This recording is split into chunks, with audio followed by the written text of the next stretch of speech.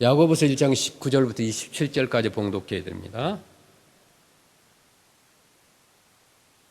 내 사랑하는 형제들아, 너희가 알지니 사람마다 듣기는 속히 하고 말하기는 더디하며 성내기도 더디하라.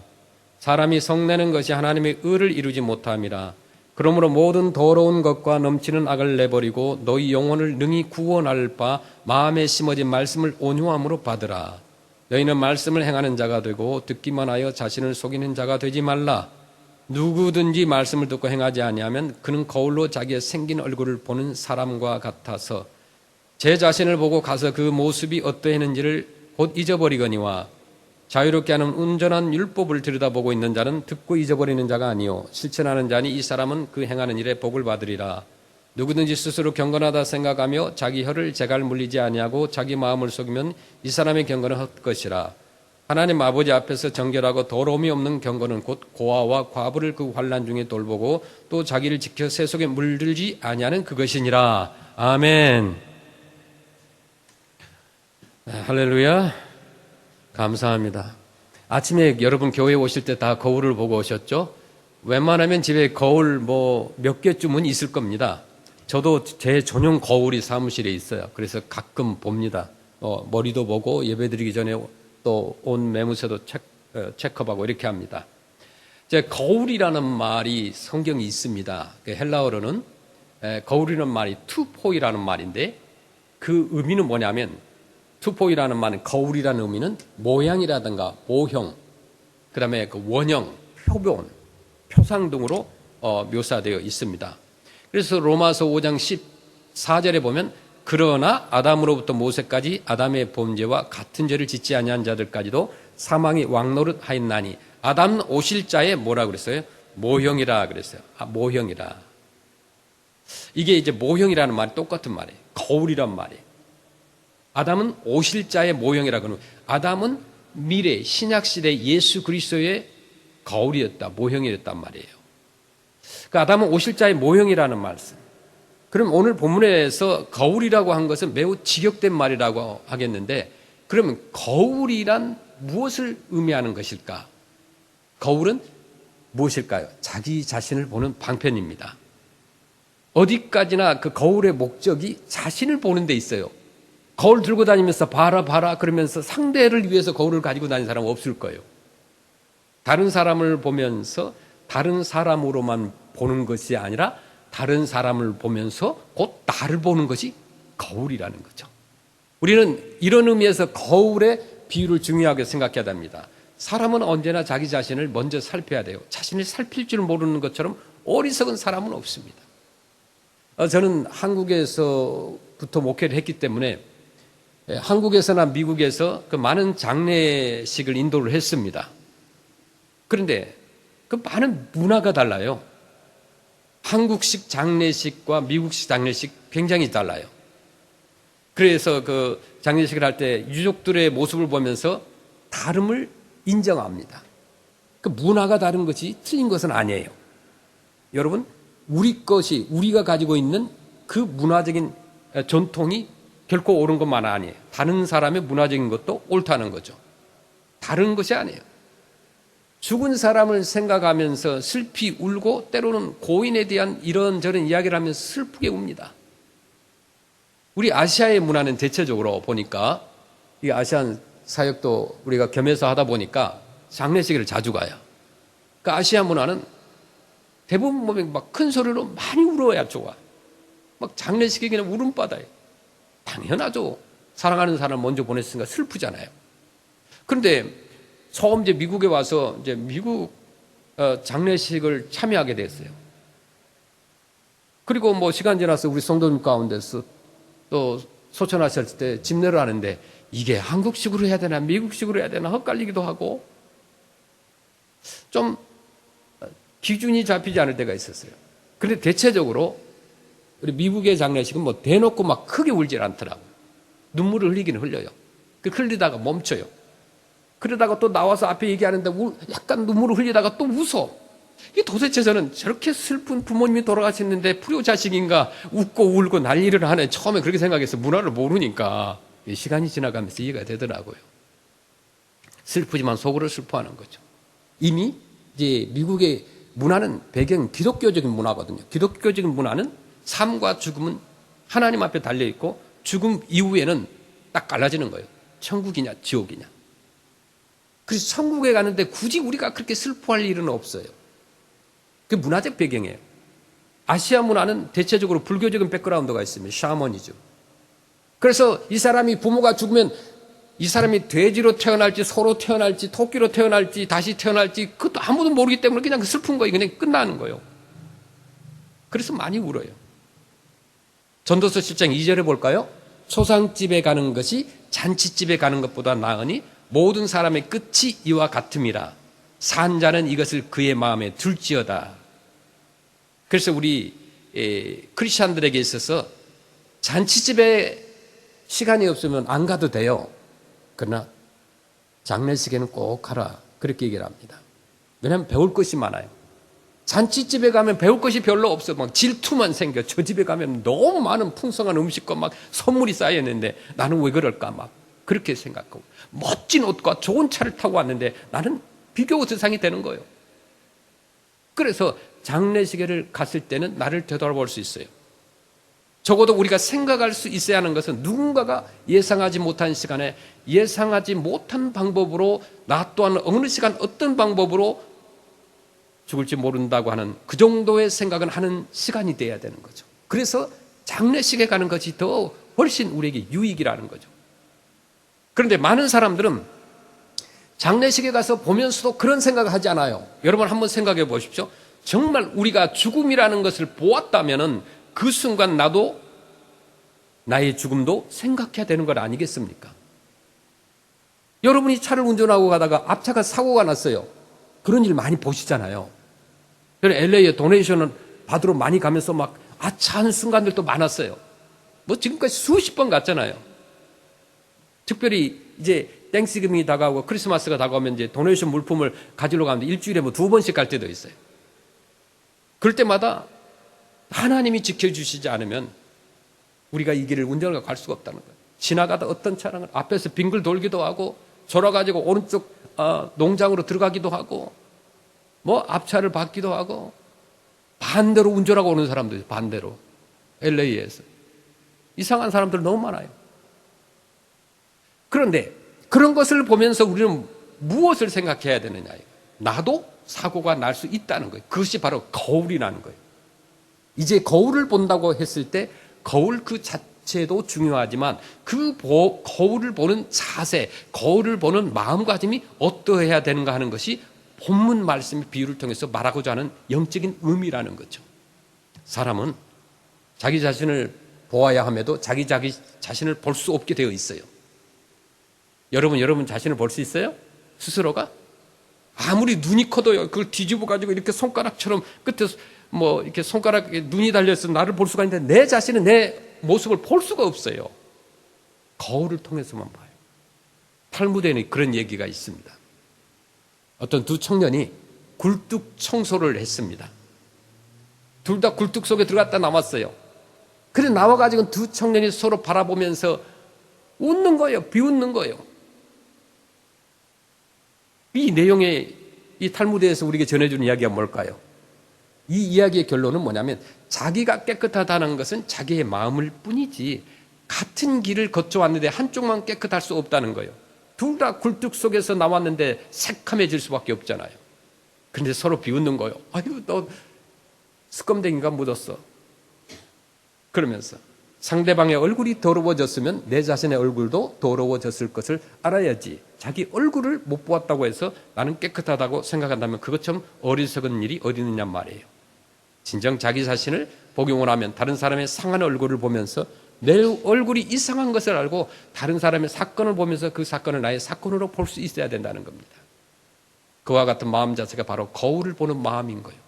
다시 말하면 어떤 사건이나 물체에 혹은 인격이나 역사에 자기 자신을 투영시켜서 자신의 참 모습을 보게 되는 것이 곧 거울을 보는 마음인 거예요. 그런데 거울을 보는 자세에 있어서 가져야 하는 절대적인 조건이 있는데 그게 뭐냐면 그것은 거울에 비친 사람과 내 자신과는 같은 사람이라는 생각을 해야 된다는 거예요. 어떤 사람은 자기가 일어나서 거울을 보면서 깜짝 놀래요. 누구야? 도대체. 너무 달라요. 화장하기 전과 화장한 이후의 내 모습 너무 다르잖아요. 잠잘 때. 같은 사람이라는 생각을 해야 돼요. 같아요. 거울을 볼 때 다른 게 아니에요. 거울을 보는 모습은 여러 모습이라는 거예요. 어떤 경우에서도 이것이 다르다고 생각해서는 안 되는 거예요. 그런데 오늘날 이상한 사람들은 다르다고 생각을 합니다. 거울을 보면서도 내 자신이 아니라고 생각하는 거예요. 거울을 보지 않는다고 자기의 얼굴이 달라지는 건 아니에요. 보기 싫어도 보아야 하는 것이 거울입니다. 자신의 얼굴을 보기 싫다고 해서 다른 사람의 사진을 들여다보고 있을 수는 없는 거예요. 안 되잖아요. 그러므로 거울에 비춰진 얼굴을 그대로 자신의 얼굴로 받아들일 줄 아는 마음을 가지고서야 거울을 볼 수 있는 것입니다. 만약에 거울 속에 나의 모습과 나와는 별개라고 생각한다면 이야기는 완전히 달라지게 되고, 그런 사람은 거울을 볼 필요가 없어요. 거울의 그 역사를 놓고 보면 사람이 처음 자기 얼굴을 비추어 본 것은 어디였을까요? 아주 옛날에는, 지금처럼 유리 거울이 없을 때는 그것은 자기 얼굴을 비춰보았을 때 잔잔한 물이었다고 해요. 그 때문에 무슨 거울이라고 그랬어요? 물 거울이라고 그랬어요. 그런 말이 남아요. 그 다음에는 어떻게 됐어요? 이런 구리를 납작하게 펴서 그것을 아주 반들반듯하게 닦아서 거기에 얼굴을 비춰보는 거예요. 그래서 오늘날 우리가 사용하고 있는 유리 거울이 보편화된 것은 그렇게 오래되지는 않았다는 거죠. 오늘날 사람들은 자기 자신의 모습에 대해서는 관용이 많고 타인에 대해서는 판단하려고 합니다. 이게 인간의 죄성이에요. 그렇다면 오늘날 사람들이 왜 다른 사람의 일에 대해서는 그토록 냉철하게 심판만 하려고 하는 것일까요? 그래서 흔히 말하기를 자기 자신에 대해서는 바다처럼 관용하고 남에게 대해서는 바늘처럼 예민하다고 하는 거예요. 사실은 그래서 문제가 있는 거예요. 마찬가지로 이스라엘 백성들이 광야 교회에서는 애굽에 나오긴 나왔고 원칙적으로 구원을 받았습니다. 그러나 아직도 옛 습관을 완전히 버리지 못한 채 머물러 있었다는 거예요. 그리고 이 많은 시련이 많은 사건 속에서 엎치락 뒤치락하면서 지금 성화되고 있는 것입니다. 그런가 하면 앞으로 들어가게 될 저 가나안 땅에서 지킬 소중한 율법을 미리 받아서 그 율법을 하나씩 익혀나가는 것입니다. 다시 말하면 새로운 세계로 들어가기 위해서 새로운 오리엔테이션을 받고 있는 거예요. 교회란 천국 생활을 위해서 오리엔테이션을 하는 공간이에요. 그래서 우리가 작은 천국이라고 그렇게 표현을 하잖아요. 가정도 작은 천국이다. 마치 영화의 예고편과도 같은 것이라고 그랬어요. 지금이 전부는 아닙니다. 저 하늘나라의 영원한 세계를 오늘 여기에서 보여주는 하나의 예고편적인 의미가 있다는 것이죠. 그래서 고린도전서 13장 10절에 정말 잘 표현하고 있어요. 말씀 보겠습니다. 우리가 지금은 거울로 보는 것 같이 희미하나 그때에는 얼굴과 얼굴을 대하여 볼 것이요 지금은 내가 부분적으로 아나 그때는 주께서 나를 아신 것 같이 내가 온전히 알리라. 아멘. 이 말씀을 다시 리뷰하겠습니다. 우리가 지금은 거울로 보는 것 같이 희미하나, 이때 거울은 지금 유리 거울이 아니에요. 그때 그냥 구리를 닦아서 보니까 희미하게 보이는 거죠. 그런데 이게 본다는 게 뭐냐? 지금 부분적으로 아나. 거울이 제대로 된 거울이 아니까 내 얼굴이 뭐가 잘 안 보이잖아요. 그럼 부분적으로 보이죠. 이게 무엇일까요? 무슨 의미일까요? 주님 나라 갔을 때는 주께서 나를 아신 것 같이 내가 온전히 알리라는 거예요. 거울, 지금 현대의 거울을 보는 것처럼 주님 나라에 갔을 때는 어떻게 하느냐? 거울로 나의 모습을 보는 것보다 더 주님이 우리를 많이 아시는데 주께서 나를 아신 것 같이 내가 온전히 그때는 알리라는 거예요. 누구를 알아요? 예수 그리스도를 아는 거예요. 예수 그리스도께서 얼마나 나를 사랑해 주셨는지, 이 땅에서 나를 구원해 주시고 십자가 위에 죽으시고 부활하시고 승천하셨는지, 그 주님의 놀라운 사랑을 그때는 주님이 나를 아는 것 같이 우리가 알게 된다는 거죠. 지금 아무리 깨달으려고 해도 주님의 그 놀라운 하나님의 사랑을 깨달을 수가 없어요. 그래서 지금 우리가 사랑과 겸손을 배우고 인내를 배우는 등 필요한 것들을 배워나가고 있는 것이 바로 뭐예요? 교회 생활이에요. 근데 만약 이스라엘 백성이 애굽에 나와서 바로 가나안으로 들어간다면 그 가나안에 가더라도 살지를 못해요. 왜냐? 공간적으로 땅만 옮겨 놓았다 되는 것이에요. 이것은 마치 돈이 좋다고 하지만 돈을 관리할 줄 아는 지혜와 능력과 인격을 갖추지 못했다면 돈을 주면 망하는 것과 같아요.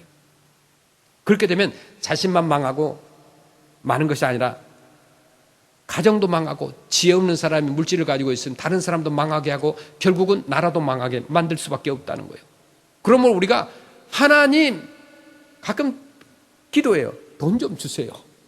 돈 주세요라고 하지만 하나님은 바로 주질 않아요. 여러분 혹시 하나님 앞에 기도할 때 돈 좀 주세요 했는데 금방 응답이 온 분도 계세요?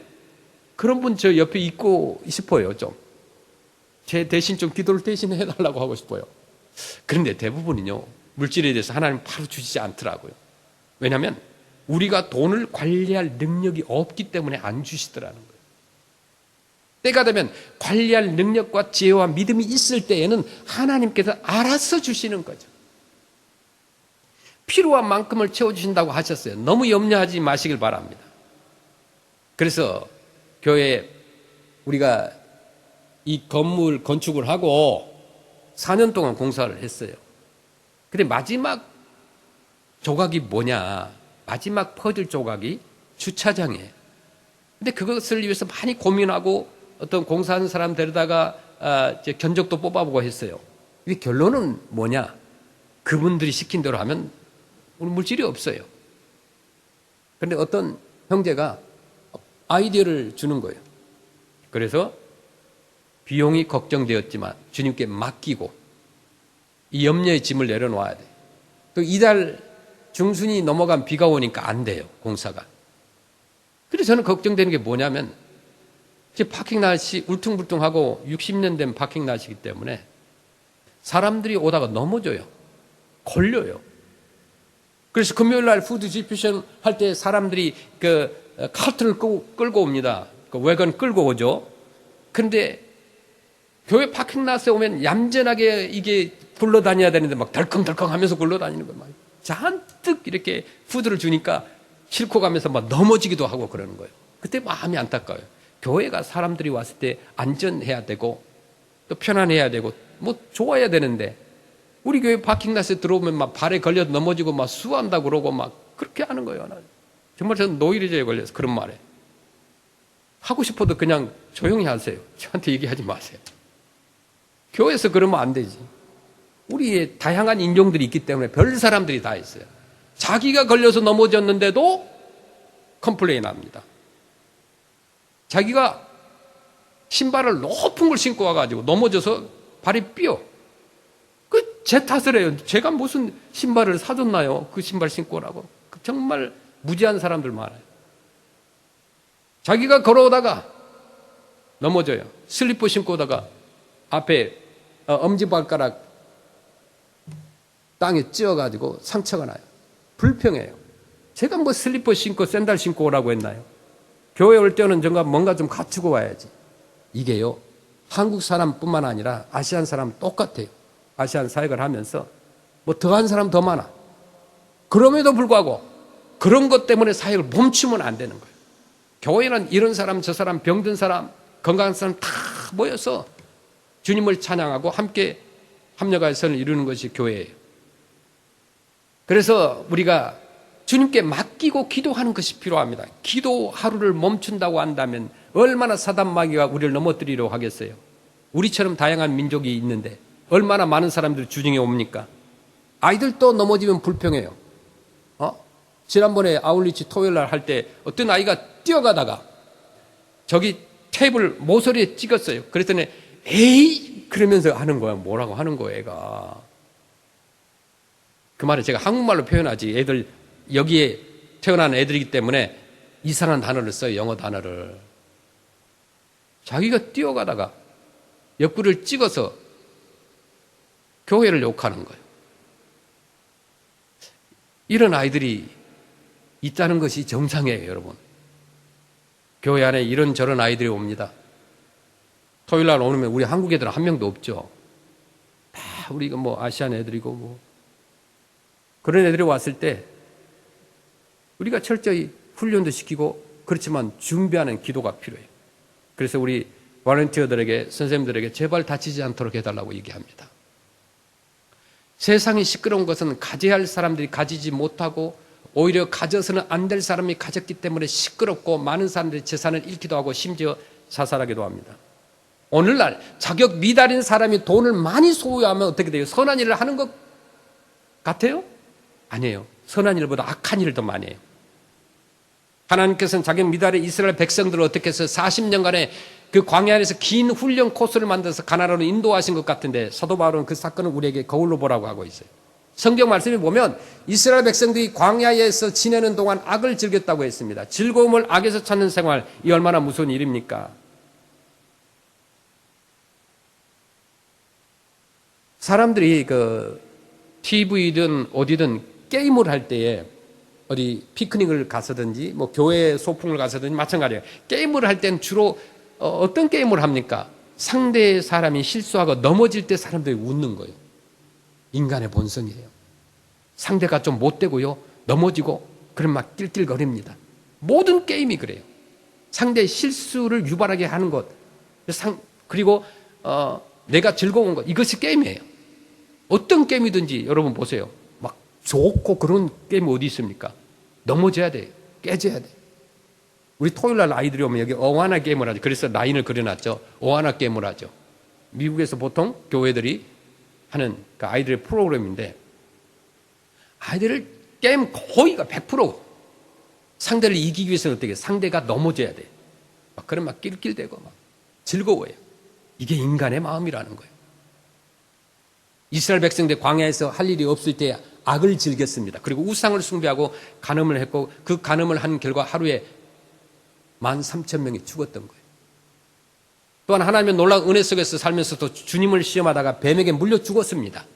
게다가 특별히 큰 죄를 지은 것은 원망죄였어요.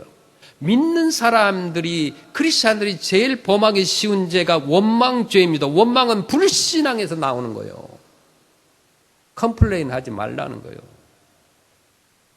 감사라는 거예요. 범사에 감사라고 그랬어요. 범사에 감사라. 이것이 예수 그리스도께서 우리를 향하신 하나님의 뜻이라 그랬어요. 하나님의 뜻이라는 거에 감사하는 것이. 우리가 기억할 것은요, 원망이란 자꾸만 그 원인을 거슬러 올라가기 마련이에요. 그래서 내 자신에 대한 원망이 물질에 대한 원망으로, 친구에 대한 원망으로, 아내와 남편에 대한 원망으로, 교회 형제에 대한 원망으로, 또 리더자들에 대한 원망으로, 또 심지어는 제 목회자에게 원망이 와요. 저는 일주일에 원망의 말을 듣지 않으면 일주일을 건강하게 살지 못한 것 같아요. 이 원망이라는 보약을 얼마나 사람들을 통해서 주시는지. 우리 한국 분들은 별로 없어가지고 원망하지를 않아요. 근데 다른 민족들이 원망을 너무나 해요. 지난주에 Every Friday에 재밌는 일들이 너무 많아요. 푸드 디스피션 오기 전에 우리 게이트 앞쪽으로, 저 아파트 쪽으로, 헌팅턴 에베뉴 쪽으로요, 줄을 섭니다.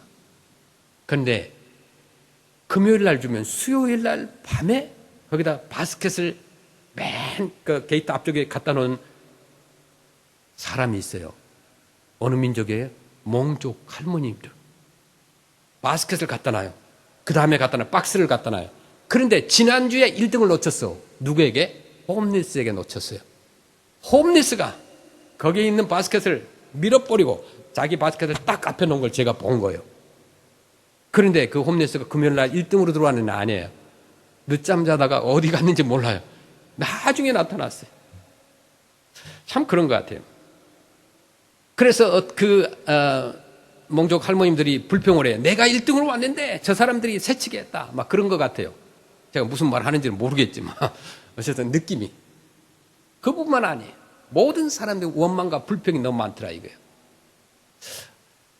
부모를 원망하고 형제를 원망하는 사람도 있어요. 내가 왜 세상에 태어났을까 막 원망하는, 부모를 원망하는 사람도 있어요. 그러면 안 돼요. 결국은 우리 크리스찬들은 우리의 이웃과 부모, 형제와 또 우리 성도들을 원망한다는 것은 하나님을 원망하는 거예요. 이스라엘 백성들이 모세를 원망했습니다. 그러나 신은 하나님을 원망한 거예요.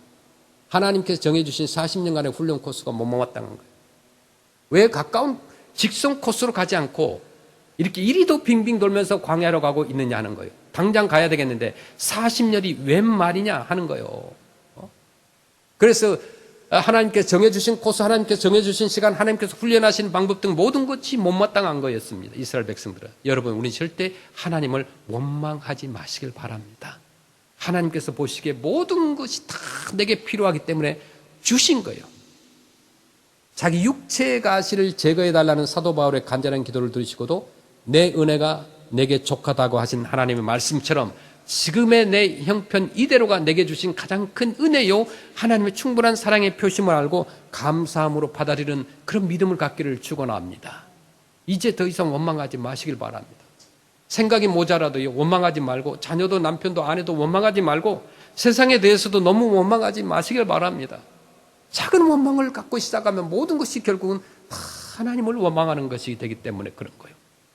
그러게 우리는 다시 한번 거울을 봐야 돼요. 거울을 통하여 내 자신을 보면서 그 속에서 자신의 죄스러운 모습을 보며 자신의 믿음을 점검해야 되는 거죠. 내 믿음의 상태와 삶의 방향을 거울을 통해서 볼 수가 있어요. 특별히 이스라엘 역사를 거울로 보면서 내 삶을, 우리 신앙의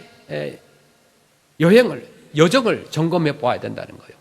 이스라엘 백성들처럼 원망하면 저렇게 죽을 수도 있구나 하면서 회개하면서 우리가 그 길을 가야 돼요. 거울을 통하여 나의 운명과 나의 미래와 나의 종말을 보는 믿음을 가져야 될 줄로 믿습니다. 무엇보다 중요한 것은 거울을 통하여 예수 그리스도를 보고 하나님의 사랑을 보아야 되는 거죠. 이 복잡한 오늘날 현실 속에서도요, 계시되고 있는 하나님의 사랑, 그리스도의 사랑을 볼 수 있어야 돼요. 얼마나 어두운 세상이에요. 믿을 만한 사람들이 별로 없어요. 믿을 만한 정말 크리스찬이라고 하면서도 얼마나 사기치는 사람들이 있습니까? 이제는 거울을 보는 마음으로 성경을 대하고 성경 속의 사건과 인물을 거울로 삼아서 그 속에서 언제나 나의 모습, 나의 믿음, 나의 비전을 보시길 바랍니다. 더욱이 나를 사랑하시는 하나님을 볼 줄 아는 이 은혜가 함께 있어야 될 줄로 믿습니다. 고린도전서 10장 11절에 그들에게 일어난 이런 일은 본보기가 되고 또한 말세를 만난 우리의 경계로 기록되었느니라. 아멘. 기록된 말씀을 이렇게 받아들일 때 하나님의 넘치는 은혜가 함께 하실 것입니다. 거울의 역할을 기억해야 돼요. 결론적으로 자신을 비추게 하라는 말이에요. 거울은 남을 비추기 위한 것이 아니라 내 자신을 돌아보게 하는 도구예요. 하나님의 말씀과 성경의 역사는 우리에게 영적 거울이 되어서 우리의 믿음의 상태를 점검하게 합니다. 이스라엘 백성의 실패와 불순종은 단순한 과거가 아니라 오늘 우리의 영적 자화상을 보여주는 은혜입니다. 하나님께서 과거의 역사를 우리에게 거울로 주신 이유가 뭘까요? 우리가 같은 실수를 되풀이하지 않게 하시기 위함인 거예요. 두 번째 결론은 하나님의 말씀이 거울이라는 거죠. 경계와 교훈의 거울로 삼아야 돼요. 그래서 사도 바울은 그들에게 일어난 일은 본보기가 되었다라고 했습니다. 하나님의 말씀은 단지 위로와 은혜만 주는 책이 아니라 경고와 교훈의 거울로서 우리를 바르게 인도한다는 거죠. 그래서 하나님 말씀을 들을 때 나에게 하신 말씀으로 받아야 되는 거죠. 야고보서 1장 23절 4절에 말씀을 듣고 행하지 아니하면 거울로 자기 얼굴을 보는 사람과 같으니 보고도 곧 잊어버린다 그랬어요. 여기 거울은 지금 거울 상상하지 말라고 그랬어요. 2000년 전에 거울은 이런 유리 거울이 아니었어요. 그래서 잘 희미하게 보이는 것이었어요. 말씀을 듣고 행하지 아니하면 거울로 자기 얼굴을 보는 사람과 같다고 그랬어요. 그 당시에 거울 보이지도 않는 거예요. 희미한 그런 것과 같다는 거죠. 말씀을 보는 것에서 그치지 않고 변화로 이어져야 된다는 거죠. 그래서 우리가 늘 사람들에게 복음을 전합니다. 토요일 날 예배 때도 복음을 전하고 주일에도 전하고 금요일에도 전하고 메시지를 전해요. 계속 똑같은 메시지. 금요일 날에 푸드를 가지러 온 사람들, 우리가 오늘까지 제가 통계를 하면 금요일 날 드리고 토요일 날도 드리고 주일 날 오는 사람까지 드려요. 약 250명을 매주마다 드리는데 거기에 금요일 날 오신 분들 우리가 짧게 예배를 드립니다. 메시지를 전합니다. 그게 중요해요. 근데 왜 똑같은 메시지를 또 전하느냐 그래요. 예수 믿을 때까지 전해야 되는 거예요. 예수 그리스도 그분께서 우리를 구원해 주셨다는 것은 이건 변함없는 진리예요. 이것 이외에 무엇을 전할 수 있겠느냐 이거예요. 뭐 과일이 맛있다고 하겠어요? 뭐라고 하겠어요? 다이어트에 대해서 얘기하겠어요? 교회에 오게 하는 목적, 복음을 전하는 것이에요. 예수 그리스도를 전하는 것이 목적이기 때문에 그렇게 하는 거죠. 말세를 사는 성도로서 우리 경계를 잊지 말아야 돼요. 말세를 만난 우리에게 경계로 기록되었느니라 이렇게 말씀합니다. 오늘날 우리 이전보다 훨씬 풍요롭고 자유로운 시대에 살지만 얼마나 풍요로워요. 그만큼 영적인 긴장감과 경계심을 잃기 쉬운 세대에 살고 있다는 거예요. 과거에 비하면 지난주에도 이민 오셨던 분이 자기가 지금 미국에 온 지 15년밖에 안 됐는데 그 이전에 얼마나 자기가 힘들었는지 지금의 감사한 것을 얘기하면서 말씀을 하시더라고요. 얼마나 감사한지 몰라요. 이스라엘 백성이 광야에서 교만과 탐욕과 불평으로 무너졌듯이 우리도 하나님의 말씀에서 멀어지면은 무너진다는 거예요. 하나님의 말씀의 거울 속에서 우리의 모습을 발견해야 돼요. 하나님의 말씀을 깨닫고 하나님의 말씀대로 행하는 삶을 살아야 되는 거죠. 어제 오셨던 볼런티어 가운데 한 분, 그분의 얘기를 잠깐 드리고 마치겠습니다. 한 집사님이 저 산호서 쪽에서 오셨어요. 이제 줌으로 그 전에 그 카운셀링을 전공한 사람들, 크리스천 상담가들이죠. 그분들이 줌으로 만났어요. 그래서 그런 상담에 관심 있는 분들, 한국에서도 또 미국에서도 뭐 졸업을 하고 학위를 받고 뭐 또 지금 공부하는 사람들, 그런 사람 줌 미팅을 하고 제가 2번 이제 우리 사역을 소개하기도 하고 또 강의도 했습니다. 물론 저도 전공이 카운셀링이기 때문에 그래서 알게 되었어요. 그런데 다른 분들은 다 그 전에 왔다 갔는데 이분만큼은 자기 따로 오겠다는 거예요. 그래서 처음 어제 혼자 운전을 하고 오셨습니다. 그런데 본인이 와서 무엇을 할까 이 사역을 하는데 우리 토요일날 아시안 사역을 위해서 무엇을 도와드릴까요? 자기가 할 수 있는 것은 손톱을 예쁘게 가꾸는 일이래요. 그리고 오셨습니다.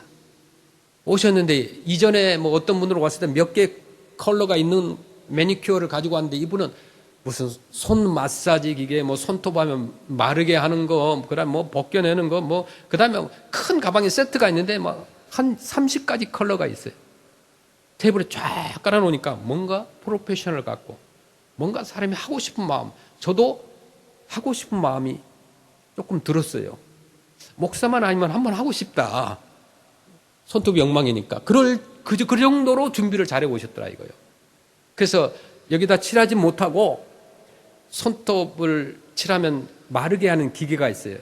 거기에 딱 두 손을 놓으니까 얼마나 따뜻한지 한참을 거기에서 비추고 그다음에 손 마사지 기계가 있어요. 2개를 넣어서 손이 마사지가 얼마나 잘 되는지. 그런데 그분의 마음이 중요한 것 같아요.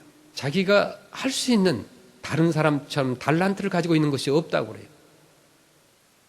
그런데 자기 딸이 고등학생인데 아이가 딸인데 스트레스를 받으면 매니큐어를 칠한답니다. 손톱에 스트레스를 풀기 위해서 지우고 또 칠하고 그러면서 1개, 2개 사서 모아놓은 것이 세트가 되고 기계가 있는 거예요.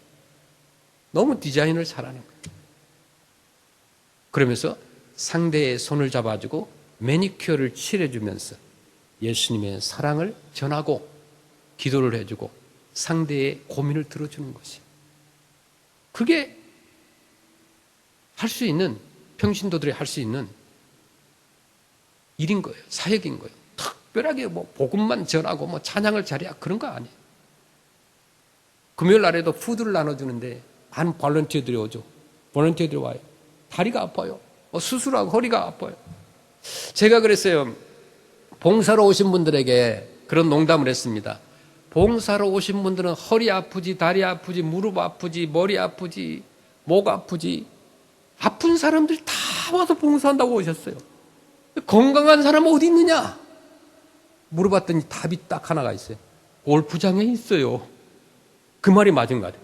건강한 사람은 운동하러 갔어요. 지금 골프장에 있다는 거예요. 그 시간에. 여러분 봉사하고 골프장 가십시오. 다리가 안 아플 때도 많이 섬기십시오. 우리 형제는, 봉 형제는 금요일 날에 허니두 캔들로프 나눠주는데 그 달콤하니까 너무 스윗하니까 벌들이 날아들었어요. 본인은 물론 착각했죠. 자기가 꽃인 줄 알고. 꽃은 아니고 그 캔들로프가 너무 스윗하니까 벌들이 날아들었어요. 그런데 그 벌들이 그 캔들로프 그 과일 스윗한 냄새 때문에 와서 그 과일만 먹는 게 아니라 형제의 목 뒤에 가서 너무 달콤하니까 거기다 그냥 빵 하고 한 방 났어요. 목이 붓고 손이 왼쪽이 다 부은 거예요. 저는 속으로 겁이 났어요. 야, 이거 큰일 났다. 하필이면 목 뒤통수를 그냥 벌이 쏘아가지고 붓게 만들었는데 기도했습니다. 하나님 좀 안 아프게 해주세요. 그리고 위로의 말을 해줘야 되는데 할 게 없어요. 그래서 제가 그런 얘기를 했습니다. 야야, 벌한테 맞으면 나중에 류마티스 관절염이 낫는다. 그렇게 얘기를 했어요. 그러니까 실제적으로 제 아내가 한국에서 벌침을 봉침이라서 배워가지고 그 관절에 있는 사람들을 치료하는 것을 공부를 하고 그 사람들에게 많이 해줬거든요. 그래서 그렇게 위로를 했어요. 그리고 위로를 해주면서도 몸이 퉁퉁 부어 있으니까 그 별로 위로가 안 됐는지 모르겠어요. 오늘 아침에 보니까 다 가라앉았어요. 그러면 또 그 얘기를 했어요. 너는 앞으로 관절염 걸릴 일이 없을 거다. 관절염이 걸리고 그럼 아프면 더 맞아 그냥. 그러니까 봉사하다가 벌에 맞았으면 얼마나 불평불만하겠어요. 사람들이. 그런데 약하고 아픈 사람, 관절이 있어가지고 절룩거린 사람에게 벌이 간 게 아니라 건강한 청년에게 간 거예요. 어쨌든 우리가 하나님 앞에 살아가면서 이런 일 저런 일 다 있습니다. 상대의 아픔과 상대의 건강함과 상대의 행복을 보면서 내가 깨달아야 돼요. 상대는 나의 거울이다라고 생각해야 돼요. 상대가 웃고 있을 때는 내가 웃는 거예요. 상대가 울고 있을 때 내가 우는 거예요. 그 모습이 내 속에 있는 거예요. 거울이라는 거예요. 그래서 서로 사랑하고 서로 축복해주고 위로해주고 그렇게 우리 이 세상을 살아야 되지 않겠습니까? 주 안에서 형제요 자매된 저와 여러분들 한 주간도 주님의 이름을 부르면서 승리하시기를 주의 이름으로 축원합니다. 아멘.